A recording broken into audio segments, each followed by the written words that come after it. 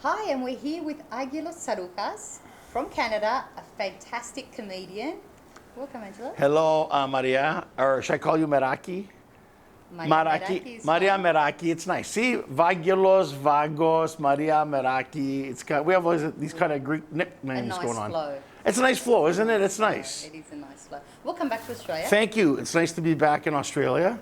I'm not too jet lagged right now, but I'm very happy to be back. We're here in Sydney, And you're full of energy. and I'm full of energy right now. Θα με πιάσει ο ύπνος in probably about an hour. Αλλά τώρα έχουμε κέφι, so να κάνουμε το interview. Θα είναι ωραία αυτό. Ωραία. Angelo, let's start from the beginning. Yes. So, a Greek boy growing up in a foreign country, what was that like? I should ask you the same question. Well, we'll do that in another interview. I'll leave that Well, to you now. here's the thing. My parents, like a lot of us, are Greek immigrants. My dad left Greece in 1949 on the Frederiki and went to Halifax, Nova Scotia with my Thea. He landed December 6, 1949, took a train from Halifax to Montreal. And then, like most Greeks, went back to Greece, met my mom for 5 days and married her. It's a big romance.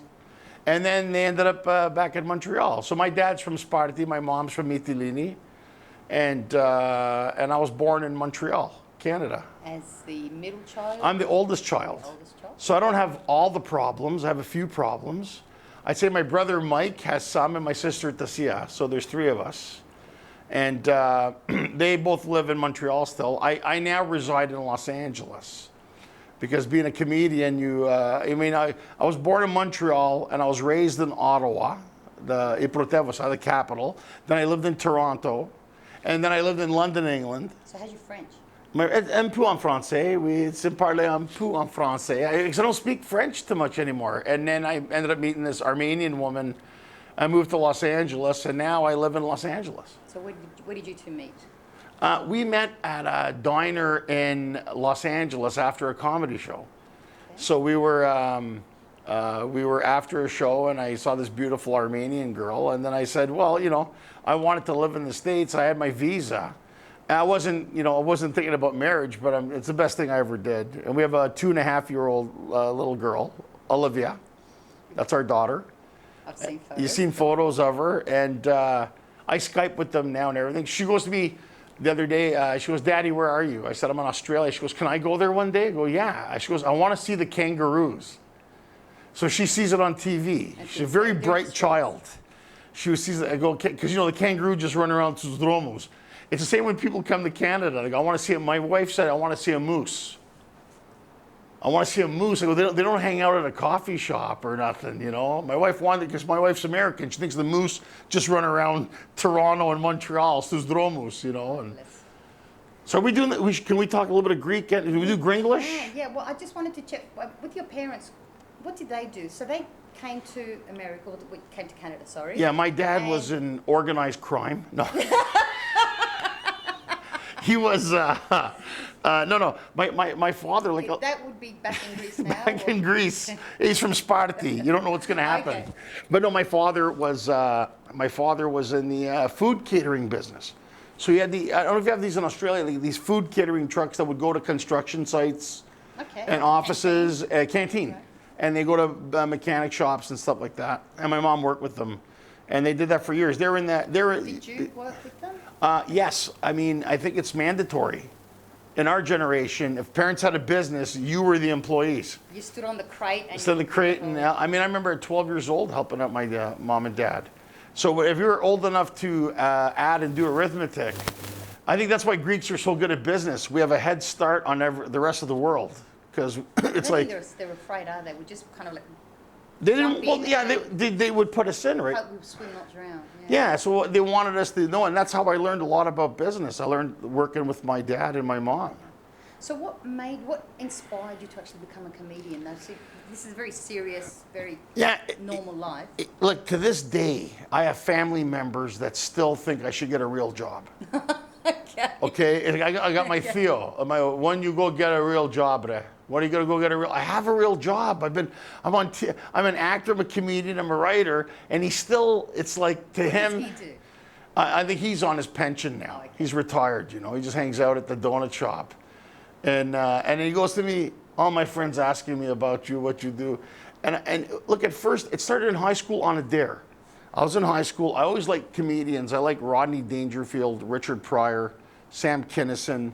And I was also influenced by my parents from a Greek comedian named Harry Klin, who we all grew up with, Harry Klin. And all those impressions and all those things that he did, we used to listen to them. So it's funny, although my dad had the 8-track, I don't know if you guys had the 8-tracks in Australia. 8-track was this, well, I'm going way back now. It's like a Sadi Cassetta, we put it in. And we used to listen to Trio Bel Canto. This is old school stuff, man. I mean, the Trio Bel Canto. And we drive to Florida, my dad's 77 Oldsmobile. But my dad would also put in Harry Klin. And we'd all laugh. And, you know, some of my best memories as a kid, because, you know, Greeks were frantic. We're really happy. We're really upset. But I remember some of the best times, you know, that we had was listening to, like, Harry Klin. And I remember the effect it had on our family, even we'd imitate what he would do. And then in high school, my friend said, Angelo, you're always cracking jokes. It was a variety show. Why don't you give it a try? And I went on stage once, and then I was hooked. At school performance? School performance. It was a variety show. I was 17 years old. And I said I wanted to be a stand-up comedian in my yearbook. What was your material then? Well, I talked a lot about my family. I didn't really get into the Greek thing till later. I talked about my personal family. Was that an embarrassment or a... Well, I never thought of it at the time. You know, when you're 17, 18 years old in Canada in the 80s, you didn't think of it. I'm going to tell you how the Greek show happened, because I started doing that. And then what happened, I noticed that people kept saying, you should talk about who you are. I'm Greek.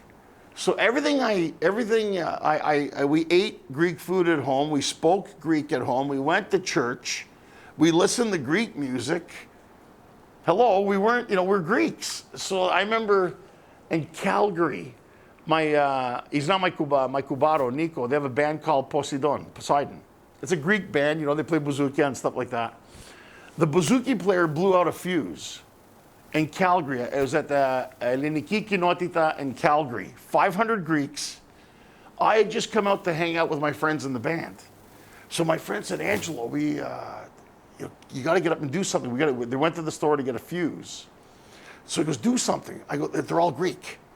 So I went up, unrehearsed, and just started talking about being Greek. I mean, I talked a little bit, but I never got into it. Like-minded, when I went up there, after 25 minutes, the whole room stood up in a standing ovation. Oh, that's fantastic. Because I was talking about everything that was connecting to them.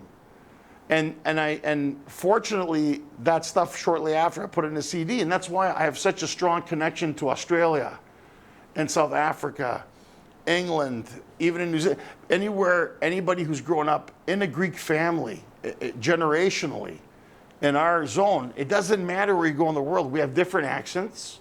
We may live in different countries, but we've all been clobbered in the head with a padofla. I don't care what you say. So true. You know? It is so true. And if you don't like feta cheese, you're not Greek. Well, yeah, I find that here, obviously being Greek, whether I'm speaking to somebody in England or whether it's in America, we do have the same. We Same understand exactly what the other one is talking about. Exactly. What about the Greeks in Greece? Do they get our sense of humor? Is it the same? I went for the first time in November of 2013 in the middle of their Kriasi and debt crisis and everything. My ambition was, my father passed on from Alzheimer's years ago. When my father had his faculties, he said, you've been all over the world doing comedy. Why don't you ever go to Greece? Like, why won't you go once? And that stuck in my head for like 16 years. So I told the producers, I've done comedy specials in London, England, Toronto, Canada, Los Angeles. And they go, where do you want to do your next one? And I say, I want to go to Greece. Now, I was scared because I'm a Greek in the diaspora outside of Greece. Now, I didn't know how they were going to handle this in Greece. And the whole idea of the show, it's called The Night in Athens. The whole idea of the show was to go back to Greece to do one show because my father said so. Oh. So when we went there to do it, I was scared. First of all, we didn't know if we could sell tickets. We did it at the Kakoyanis Theater we weren't sure. And even the Greeks there were, you know, when Greeks don't know, they go, Fayini, the Xero. Like and I was confident. I said, we made a documentary and we concluded it with the special. We sold out the theater. They loved the show. And the Greeks got it. And a lot of them were Greeks from Australia, from Chicago, from Toronto. And Greeks have a great sense of humor. Much more, but I think we've been removed from it. So I was happy, because I said it's going to go one or two ways, Meraki. I said it's going to go good, or it's going to go to the Scupidia. It's never, there's no in between. So we did that, and I was very happy with the success of it. But we didn't know. We didn't know up until the Saturday. We did the show on a Sunday. We didn't know if it was going to sell out. We didn't know if it was, and the money that we raised at the show, we only charged €10. We gave it to the Children's Foundation, Kakoyanis. We didn't want to take money. For me, it was a challenge because I would tell them, look, you guys are Greek in Greece. I'm Greek in the diaspora. You guys live here. I lived outside there, but we lived outside with the rules that were made here. That's right. And everything's changed. And everything's changed. But my dad's still, you know, years ago. My dad's from but most of them were from the Korea, right? After the wars, they left. So they were raised in a different kind of way. And considering, if you think about it, look how well they did. For people that couldn't speak, nothing. Farmers, islanders. Yeah. But a big will to survive. Yeah. So I thought to myself, somebody says, why did you go to Greece? I go, our parents left Greece and came here. I can speak Greek. I have a credit card. I can go on an airplane. What's the big deal about going back to Greece? It was the best trip ever. Good. And the Greeks were so into what we did. The Greek press got involved. The people at the Kakoyanis Foundation were wonderful. Everybody was so supportive. Lakis Lazopoulos, who's the biggest star in Greece, he stopped the sitcom to come and talk to me. We went and saw his show. Lazopoulos stopped, hugged me. He goes, you're one of us. It was the best endorsement I can get from Lazopoulos. And he stopped the sitcom. We went to Alpha TV. He came out and he goes, you're one of us. He goes, you're going to do well. Because I told Laki, I was nervous. I don't know how this is going to go. And Lazopoulos was like, he couldn't be more supportive. And he's like the biggest star in Greece. So, I mean, that was the whole idea. But things are a little tough in Greece, but it hasn't killed their will. You know? Not yet. Not yet. Not yet. Okay, so you still chose to become a travel agent. That's great. That's Greek. Can we ever? I was a travel agent. Yeah, can we? Were you a travel agent? Yeah. Look, listen. I was like travel. This is like my big fat Greek wedding. So everybody goes, "Are you a we had the Faber jobs being a travel agent. I was a travel agent. Just imagine travel, and I got in the travel business. I was a student working abroad program coordinator for Canadian University Travel. I headed it all across Canada. So I used to take students and place them in Australia, Ireland, all these places. But then being Greek, I was like, I'm not going to work for this guy. I have my own business. So of course I opened my own business. And I Just Imagine Travel in Ottawa. I had 12 girls working for me. And we did holiday and corporate travel. And we specialized, I'm sure like you did, in Greece. The Greek guy. We promoted Greece. And the Greek embassy was supporting us, EOT, which I don't know if it still exists or not, I think. So the travel bureau in Greece. And I did that because I was married once before, and it didn't work out. And it happens. And then what happened, I thought, being a comedian was a lot of road travel. But inside my heart, I always wanted to be, this is what I wanted to do. And the business was good. I owned a restaurant, of course. I bought some other properties, but we had to return some of them after the marriage dissolved. That's what happens when you get married. It's like, okay, this is yours, this is mine. Anyways, I was gone, and then I had $900 in a beat-up car, and I drove to Toronto. So I'm going to go back into comedy, and I did. Wow. Never looked back. Good, that's really good to hear. Sorry, I'm just... It's okay. We can edit. Right, we can edit. I got that one. Because we just kind of jumped through different things. I wanted to go, so you've been to Greece recently. Okay. So how do you prepare when you go on stage? Do you have some kind of a method? I do. I drink a lot. Water? Siporo. Uzo.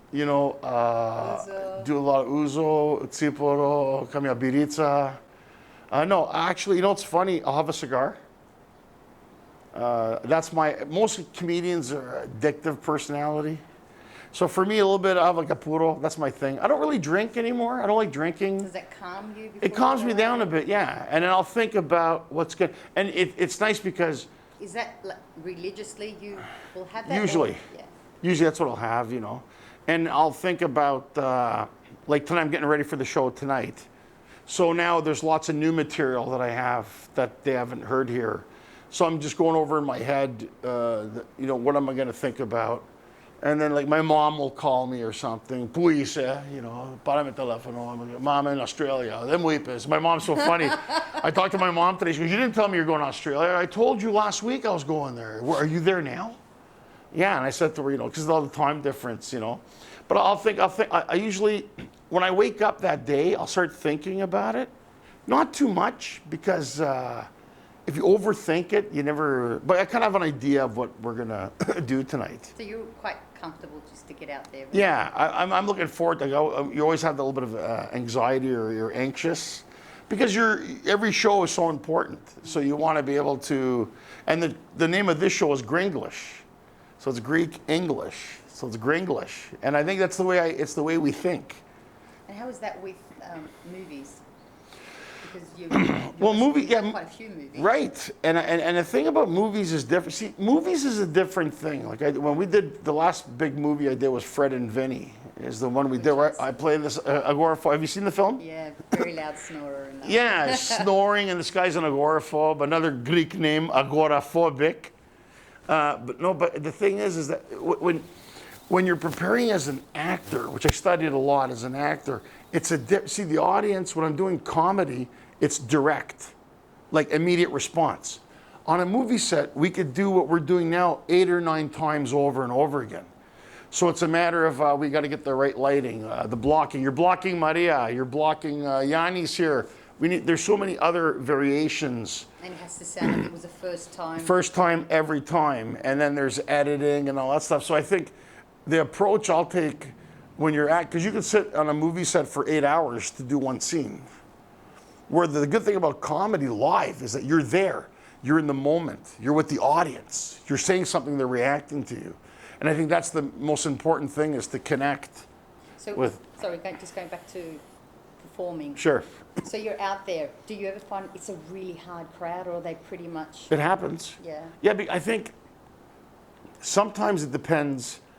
I was working on a cruise ship, because I work on cruise ships sometimes. So we do, if you look at the spectrum, I work in theaters, comedy clubs, corporate events, cruise ships. As a comedian, there's casinos, there's different places you go to. It's funny, I was on a cruise ship and I was talking, mostly an American audience, which is fine. But I started talking a little bit about Canada and I lost them. So I think sometimes you have to know your audience. Like I know coming to Australia, if I talk about Canada, the Australians get it. And you're on the other side of the world. I'm in a country attached to a country. And these Tuvalu, most of them don't know where I'm from. And I say Tuvalu, the bricks. Because, and it's so funny, like one girl, I'll give you an example of a joke I did, and it's a true story. I talked about being in Scotland. And the girl came up to me after the show, cute American girl, and she says to me, wow, she goes, Scotland. She goes, I've never been to Canada. And I said, Scotland's not in Canada, it's in the UK. The what? The UK? She was like, the store? What do you say? The UK? Like there's that store FC UK, French Connection UK? No, I go, Scotland, the United Kingdom, Braveheart, Scottish people. I said the UK. What does the government spend in education in America? I don't know. Guns. Let's not Guns and Kim Kardashian. No, but see that. But that's comedy. See what we're talking about right now. That's comedy. So I know. It's not fair to say all Americans are like that. They're not. But I'm a Canadian living in America, and if I start talking about Canada to America, that's white Mexico. There's Mexico and Canada. You might as well call it white Mexico because they have no idea. So I have to be different blend of material. I won't talk so much about geography. Okay. And then they get upset at me. They go, are you saying we're dumb? I'm not saying you're dumb. But I bring out a map. If I ask you 5 questions, I know 4 of them you're not going to answer. They can't locate stuff on a map. Tell me one of your most awkward moments. So other than obviously not getting good When feedback. I said I do. Oh, really? The first time or the second time? My most awkward moment in life, I do. No. Or do I? You mean on stage or just in general? Just in general, have you had like a really awkward, whether with someone famous? I know you have a very funny Marlon Brando story that you can share with us. Okay, this is a true story. I worked on a film in Montreal called The Score with Marlon Brando. Funny, bring Brando up, and there's a lot of these stories. Brando was doing a film with Robert De Niro and Edward Norton called The Score. It's about a heist in Montreal. The actual film's made in Montreal. I was going to play the Greek thug, and there's Gary Farmer was the other actor who was playing the native Canadian. So they wanted 2 of us. What happened, the scene that I was in, we're both about 400 pounds at the time, and Edward Norton, this little twig, and then he's supposed to beat both of us up. Well, it didn't make sense. So Frank Oz was the director. He goes, look, I like you. The scene didn't work out. Let me keep you around to see what we can do. So we're on set. Marlon Brando, the legend, was extremely difficult to work with, and he hated Frank Oz, the director, hated him. So we were sitting there, and we're on set. I didn't do scenes with him, but I was there. So at one time he calls me over. So I'm looking around, like, me? He goes, so it's Marlon Brando, the Godfather. And this is what he said to me. He goes, you look like a guy who likes to eat. Okay. I said, yeah. He goes, he was good. He goes, Italian or Greek? I said, Greek. He goes, write down the good places to go eat in Montreal. He goes, look around, he goes. These people don't eat.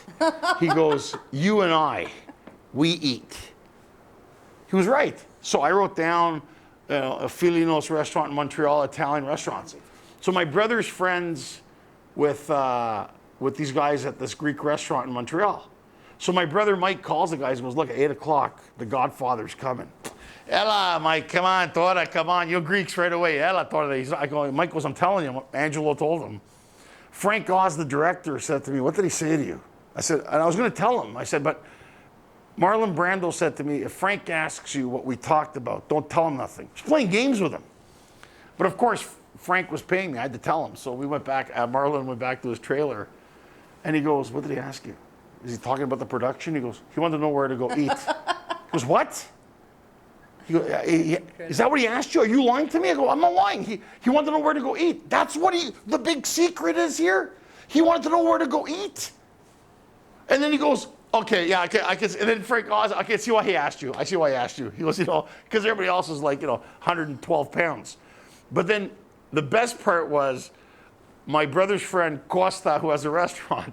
It was 8 o'clock, the Godfather's coming. 8 o'clock, who shows up? Marlon Brando. He showed up. With an entourage? No, him and his driver. And the Greeks were all freaking out.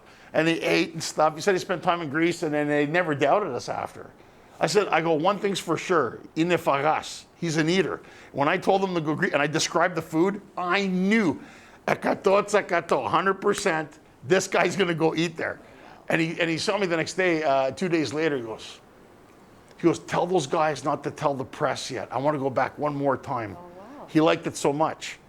And of course, it's a big deal. Greek restaurant in Montreal. What's the name of that Greek restaurant? Look into the camera.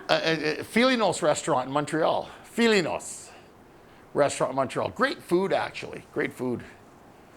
I'm going to ask you, one more question. I'm going to ask you, what would you attempt to do if you knew you wouldn't fail? You couldn't fail. Gymnastics. Really?